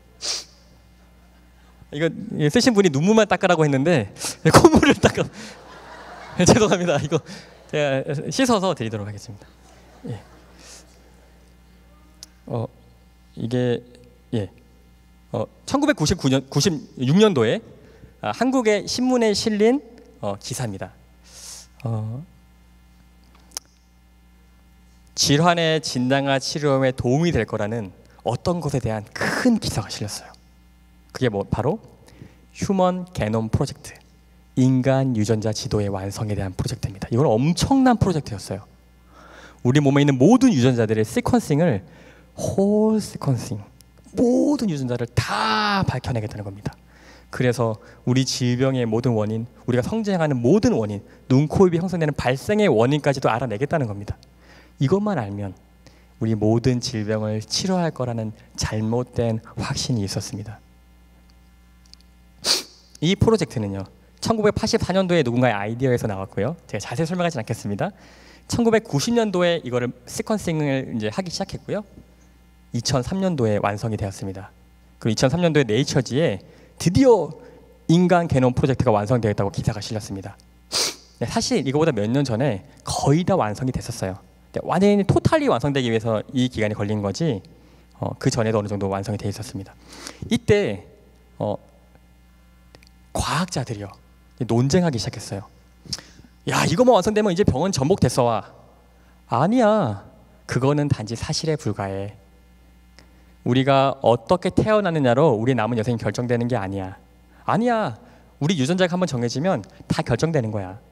아니야, 우리가 생활 습관을 바꾸고 우리가 좋은 거 먹고 하면 좋아진다고 많이 연구도 있고, 특히 우리 재림 교인들은 하나님이 이 유전자는 유전자가 다 한다는 그런 뜻이 아니라 태어날 때 정해진 그 유전자가 모든 걸 결정한다는 그런 좀 무서운 이론입니다. 우리 교인들은 아니야, 처음에 정해진다 하더라도 우리의 생활 습관의 변화로 개선할 수 있어라고 주장했습니다. 이때 당시는요, 유전자로 끝나지 않고 아니 그것뿐만 아니라 생활 습관이 중요하라고 하는 이 주장이요 굉장히 근거 없어 보였어요. 그래서 엄청나게 많은 연구들이 진행됐습니다. 그래 누구에게나 한번 해보자. 세상 사람들 연구 좋아하죠? 결과가 나왔습니다. 처음에 만들어진 유전자대로 끝이 난다. 그것과 아니다, 우리의 생활 습관이 이 유전자를 좋게도 나쁘게도 만들 수 있고 우리가 어떻게 사느냐에 따라서 우리의 건강과 우리 미래는 결정된다고 하는 이 부류 속에서 무엇이 승리했는지를 잠깐 보도록 하겠습니다. 2007년도 LA 타임즈에 실린 기사인데 이거는 그 이후죠. 2003년도 다 이후입니다. 이 모든 게 완성되고 그 이후의 기사들이에요. 노화에 관한 연구를 했습니다. 이건 스탠포드 유니버시티에서 했는데요. 유명한 대학이죠. LA 타임즈에 실렸습니다. 제가 미리 이제 지금부터 논문이 많이 나오고 과학적인 데이터가 나올 텐데 당부드립니다. 과학적인 데이터 또한 하나의 주장에 불과하지 진실은 아닙니다. 그래서 그냥 여러분께서 방향의 이정표로 참고만 해주십시오. 이건 바뀔 수도 있고 틀릴 수도 있습니다. 또 제가 잘못 해석할 수도 있습니다. 하지만 제 본 눈으로 저와 같은 시선으로 봐주시기 바랍니다. 노화의 원인을 분석했는데 유전적인 요인이 몇 %였을까요? 네, 30%예요. 그 위의 요인은 뭐였을까요? 네, 생활 습관을 어떻게 하냐에 따라 달려있다는 겁니다. 이거 우리 교단에서 한 거 아닙니다. 세상이 알아가기 시작한 거예요. 이거는 그 기사로 실린 건데요. 암에 관한 원인, 암이 너무 이제 미국 사회에서 특히 치명적이라 하더라고요. 예, 이건 저는 한국에서 기사로 접합니다. 굉장히 많은 사람들이 미국 사회에 암으로 고생하고 있다고 들었습니다. 암은 몇 %가 유전적인 원인일까요? 예, 믿기 어려우실 거예요. 왜냐하면 저희 환자분들도 본인이 암인 분들이 제일 걱정하는 게 자녀가 암일까 봐 걱정합니다. 예, 그거 진짜 마음 아파요. 근데 자녀가 암이면요, 그 부모 몰래 찾아옵니다. 선생님, 제가 암인데요, 사실 제 딸도 암이에요.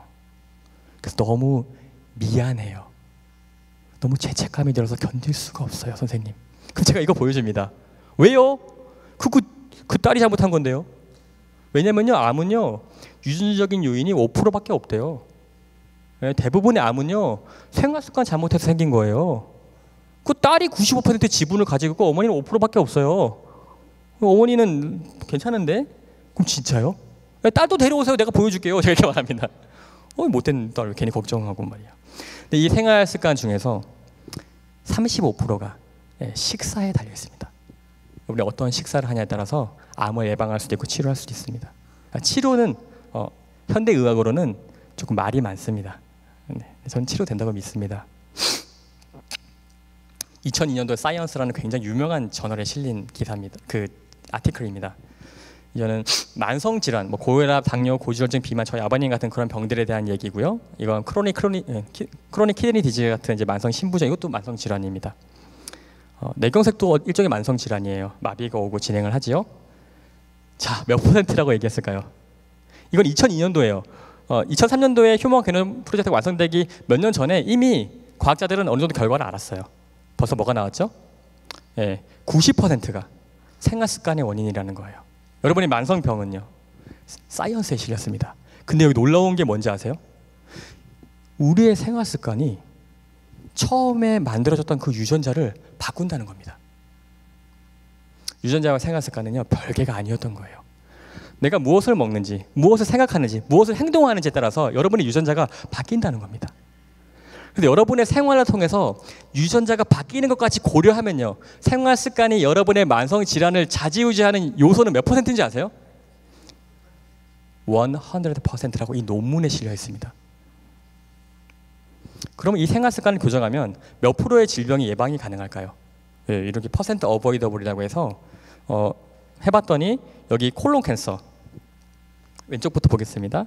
약 70% 예방할 수 있습니다. 스트로크, 뇌경색, 저희 아버님 뇌경색 몇 번 왔어요? 셀 수가 없어요. 이걸 미리 알았더라면 무려 70%를 막을 수 있었습니다. 코로나리 허트 디지즈, 심근경색, 이건 80%예요. 당뇨는요 90%예요. 그래서 저희 아버님이요, 당뇨가 안 온 것 같아요. 이것마저 왔으면 정말 마음 아팠을 것 같아요. 근데 이게 얼마큼 효과적인지 비교한 약물이 있는데 이게 스타틴이라는 약물입니다.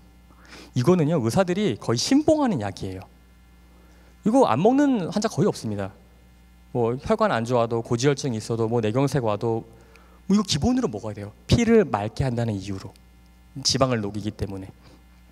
이 약물보다 더 효과적이라고 이 논문에 실려 있습니다. CDC, 미국 질병보건국이죠.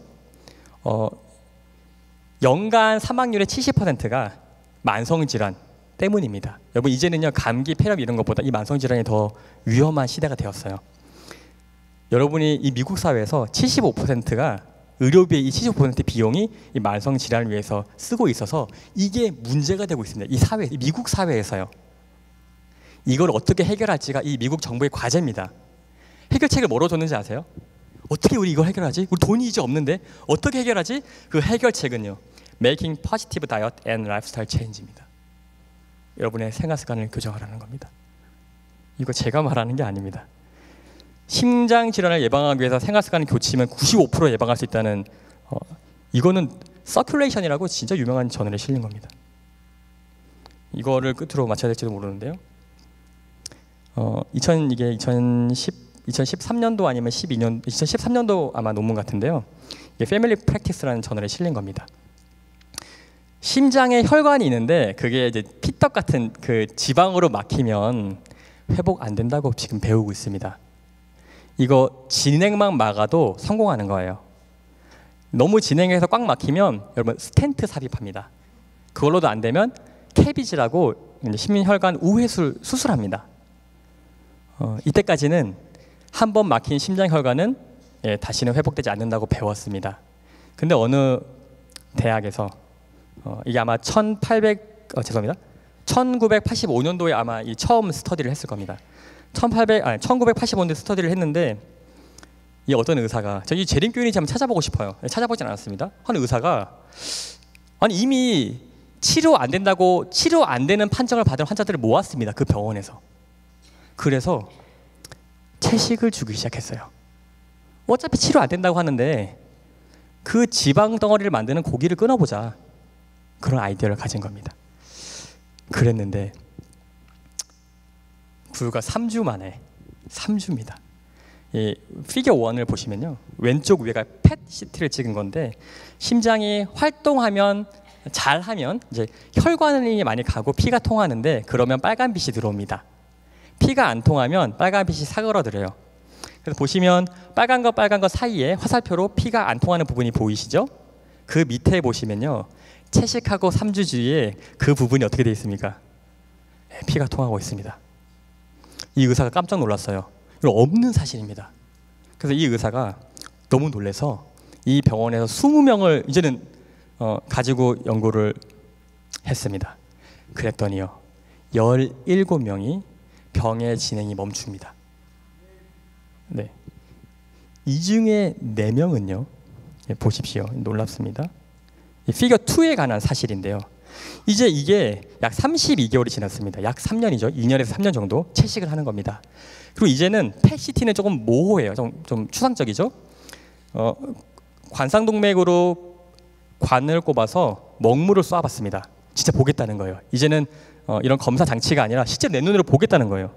먹물을 쏘아봤습니다. 저기 A라고 돼 있는 거는 꾸불꾸불하지요. 심장 혈관 중에서 가장 큰 혈관인데 이 검은 부분이 막고 있는 부분이 이 부분들이 고지혈증이나 이런 걸로 플라가 형성돼서 이렇게 막고 있는 겁니다. 실제로는 이 위에 것처럼 깨끗하게 지나가야 돼요. 자, 32개월이 채식하고 지난 겁니다. 뻥 뚫려 있어요. 충격을 받은 거예요. 이건 없는 사실입니다. 그래서 어떻게 했을까요? 다시 200명을 가지고 실험합니다. 20명으로 안 되는 거예요. 이거는 중요한 사실이야. 200명으로 해보자.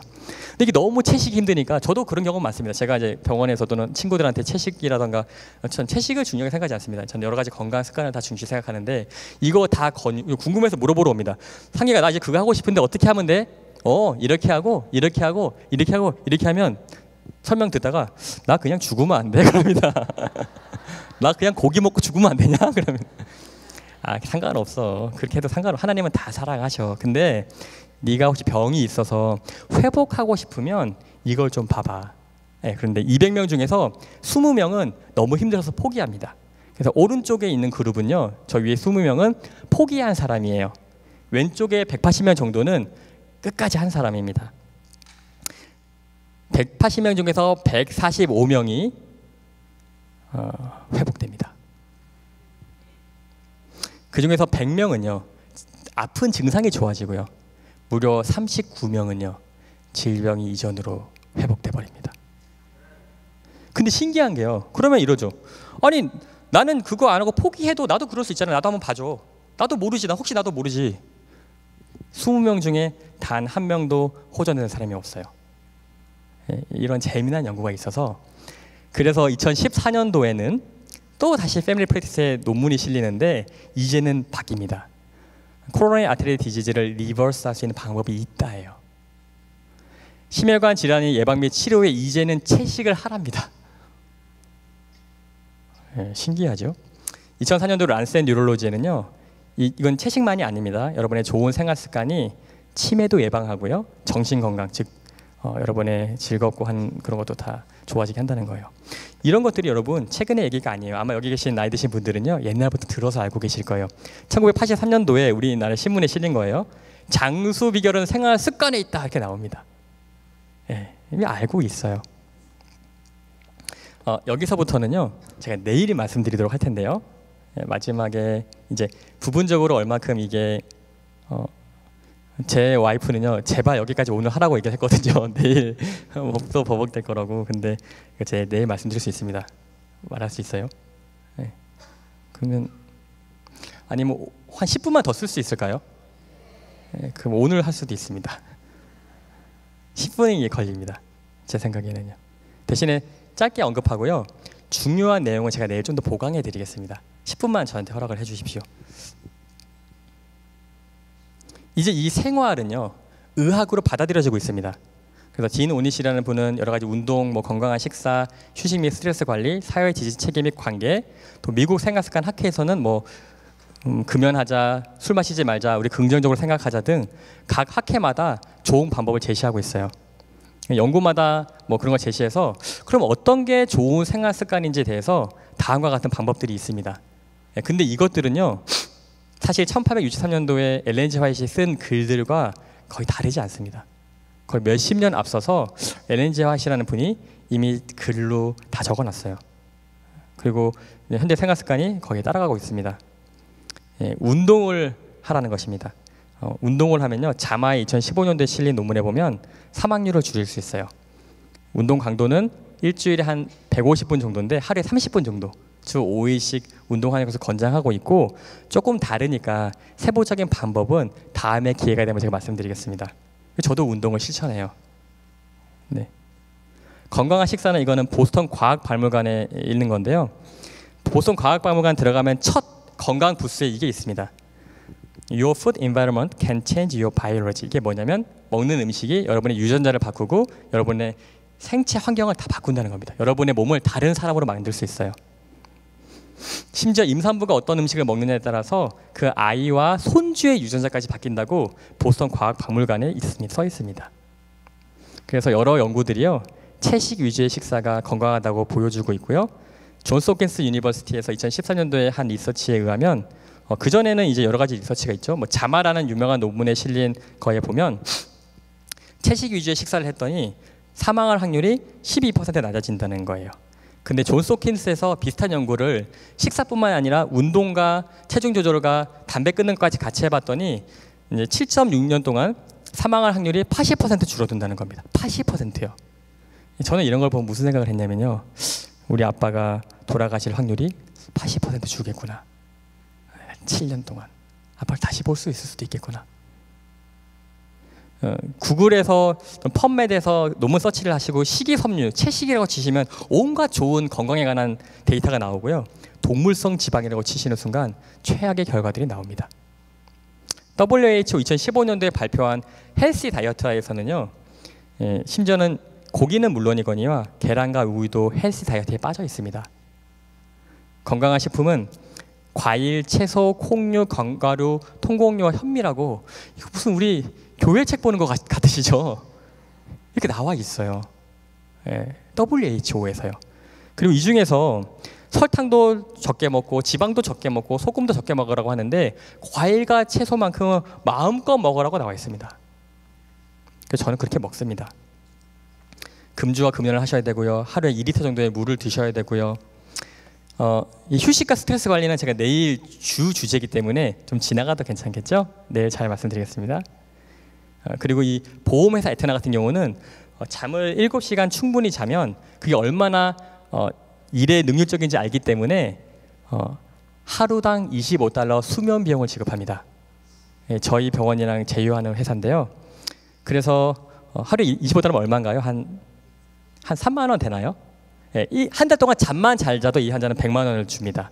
100만 원치 더 일한다는 거예요. 구글에서는 납작 캡슐을 운영하고 있고요. 수면실을 따로 운영합니다. 타임 워너사에서는요, 아로마 수면실을 이용해서 외주 업체로 내줬는데 여러분이 언제나 가서 잘 수 있어요. 그리고 아로마 케어를 받을 수 있습니다. 공짜예요. 직원 복지입니다.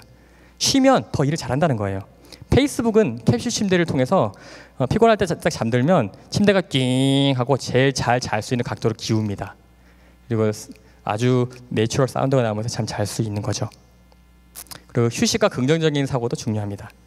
저는 병원에서 한국에서 메르스 터졌을 때 전담 주치의로 파견 가서 이거 다 쓰고 그 메르스 환자 볼 때도 아주 긍정적으로 뭔가 뜻이 있겠지 하고 일을 했었습니다. 또 충분한 햇빛을 받으라고 했는데 저는 제가 잘 아직 좀 아시는지 느끼시는 분이 계시면 제가 좀 극단적이어서 이렇게 탈 때까지 햇빛에 노출되는데 이러지는 또 말라고 하더라고요. 과도한 햇빛은 안 됩니다. 사회적 지지체계가 중요하고요. 여러분 친구가 많고 많은 관계가 있을수록 건강합니다. 그리고 사랑을 표현해야 된다고 해요. 새 계명을 너희에게 주노니 서로 사랑하라. 내가 너희를 사랑한 것 같이 너희도 서로 사랑하라. 나 사랑하고 있는데 그 정도로 안 돼요. 하나님께서 우리를 사랑한 것만큼 더 사랑하셔야 됩니다. 그래서 저는 아버님께 아무리 바빠도 가서 사랑한다고 말해드렸어요. 1분이어도 좋습니다. 매일 가서 표현해야 됩니다. 여기가 잘 보세요. 뇌경색을 6번, 7번 맞고 당당하게 서 계신 저희 아버님입니다. 그리고 궁금해하신 저희 어머니세요. 영적인 행복도 이제 강조하고 있습니다. 이건 WHO 건강기구에서 이제 스피리추얼 헬스가 중요하다고 말하고 있습니다. 누가 이 아이를 행복하게 양육할 수 있을까요? 자, 의사, 영양사, 운동선수, 대학 교수? 아니에요. 여러분 누구한테 이 아이를 맡기겠습니까? 이 아이를 가장 사랑해 줄 것 같은 사람한테 맡길 거예요. 이 아이의 미래와 건강을 위해서. 여러분, 하나님께 자녀를 맡기십시오. 가장 중요한 능력은 2009년도 예방의학학회에서 여러분이 먼저 실천하라고 했고요. 더 많은 자료가 많지만 이걸 구구절절히 나열하지 않겠습니다. 제가 온 목적이 아닙니다. 그것은 충분하시죠, 여러분? 너무 많습니다. 막 여기도 좋고 저기도 좋고 막 연구하면 할수록 이제 너무 많아서 어디가 좋은지 보기도 힘들어요. 이제는 세계 속에서 서로 이거 하려고 난립니다. 우리 교회가 아니에요. 이제 세계에서 돈 좀 있다고 하는 병원, 큰 병원, 자기들이 먼저 하려고 이게 내 거라고 주장하고 있습니다. 하버드에서는 2007년도에 생활습관 관련 센터를 만들었고요. 미국 예방의학회에서는 라이프스타일 메디슨 이니시에이트, 이거는 앞으로 만들어서 이제 활동하고 있고요. 감사한 것은 우리 플로리다 병원에서 이걸 아주 잘해주고 있어요. 우리 병원입니다. 자랑스러워요. 제가 이 얼굴 다 다녀봤는데 이 플로리다 병원, 우리 로마린다 병원처럼 제 마음 심금을 울리는 병원이 없었습니다. 좀 기도했어요. 감사해서. 우리 플로리다 병원 잠깐만 소개하겠습니다. 9개의 자병원이 있는데요. 이게 플로리다에 있죠. 미국에서 제일 큰 병원이라 하더라고요. 로버트 수술은 세계 최고고, 월트 디즈니 거기서 이제 아이들을 정말로 그 아이들을 사랑으로, 이 아이들이 아픈 아이들을 꿈과 희망을 줄 수 있는 병원이 있는가를 찾았습니다. 후원하려고요. 근데 못 찾아서 후원금이 있는데 주지를 못하고 있었어요. 그러다가 우리 플로리다 병원에 오게 돼서 아이를 진정으로 사랑하는 병원이라고 생각하고 그 금액을 후원했습니다. 그래서 이 플로리다 병원 안에 월트 디즈니 파빌리온이라고 월트 디즈니 어린이 병원이 있어요. 여기는 꿈과 희망이 흐르는 병원입니다. 병실이에요. 이렇게 가보신 분 있겠지만 한국에서 온 저는 충격이었습니다. 이렇게 아름답게 꾸미 있고, 제가 갔을 때고요. 여기 제가 이제 갔을 때 올란도 총기 난사 사고가 있었을 때인데요. 많은 사람들은 이제 이 클럽에서 이제 총기 난사 사고가 있었지요. 이 외상을 치료할 수 있는 유일한 병원이 이 지역에서 플로리다 병원이었습니다.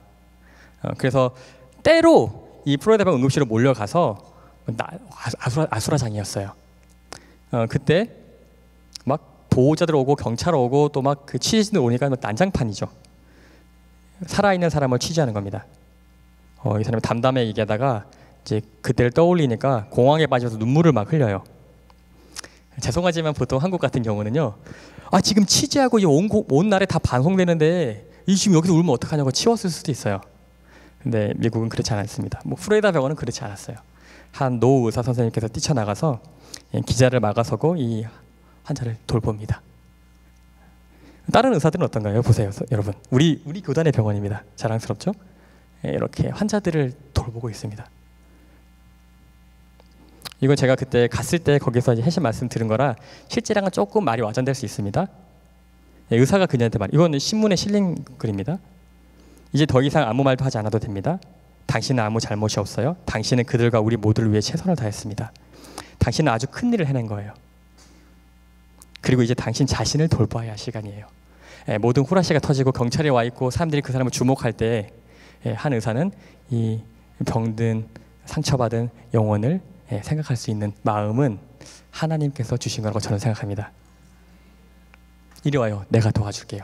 그런데 이것이 지역신문에 또는 대석 특필이 되죠. The only way that evil can win is if good people do nothing. 플로리다 병원을 선한 사람이라고 표현해 줍니다. 저는 이 기별을 혼자 갖고 있을 수가 없었어요. 그래서 세상에 전하기 위해서 2016년도에 가감하게 이 가정의학과 학회에서 이 기별을 조금 말을 예쁘게 바꾸고 저항 없이 발표했는데 이 전체 1등했습니다. 이 기별이 이제 우리 교인이 아니어도 돼요. 이제 이 기별이 전문가면 전문가일수록 더 호응합니다. 아이들을 가르치기 위해서 청소년을 위한 세미나를 열었고요. 마지막 말씀입니다. 여러분, 제가 시간을 너무 오래 써서 죄송합니다. 저는 어두움 가운데 있었습니다. 저희 가정은 어두움이었어요. 하나님이 저한테 빛 가운데 나오라고 외치셨습니다. 그래서 저는 어떻게 하면 빛 가운데를 갈지 몰라서 발버둥 쳤어요. 하나님께 구했습니다. 하나님, 저 나아갈 자신이 없습니다. 네, 하나님은요, 그냥 그 자리에서 제가 있는 곳을 비추셨습니다. 저만이 아니고요. 저희 가정을 그냥 환하게 비추셨습니다. 하나님은 저한테 세상에 빛이 되라고 하시는데요. 여러분, 빛은 하나님이십니다. 저는 그냥 무섭고 두렵고 슬퍼서 이 어둠에서 구원해달라고 외쳤는데 하나님은 저를 들어다가 저는 하나님께 종으로 살겠습니다. 하나님 저를 종처럼 써주시오 외쳤지만 하나님은 저를 택하신 족속이요 왕같은 제사장이요 거룩한 나라라고 불러주시고 저를 아들로 삼으셨습니다. 그리고 저를 어두운 곳에서 들어 올리셔서 제가 상상도 할 수 없는 빛 가운데 거하게 해주셨어요. 빛은 하나님이십니다. 여러분, 하나님의 말씀을 말씀 그대로 믿으십니까? 아니면 여러분의 지혜로 믿으십니까? 여러분, 어두운 가운데 계신가요? 여러분, 답이 없어 보이시는가요? 여러분, 빛 가운데 나가려야 되는데 걸어갈 힘이 없으십니까? 하나님께 구하십시오. 그분은 빛이시니까 여러분의 인생을 비추시고 빛 가운데 거하실 수 있게 해주실 겁니다. 하나님은 실수하지 않는 하나님이십니다. 감사합니다. 기도하고 마치도록 하겠습니다. 하늘에 계신 우리 아버지, 저에게 너무나 높은 단을 주셨습니다.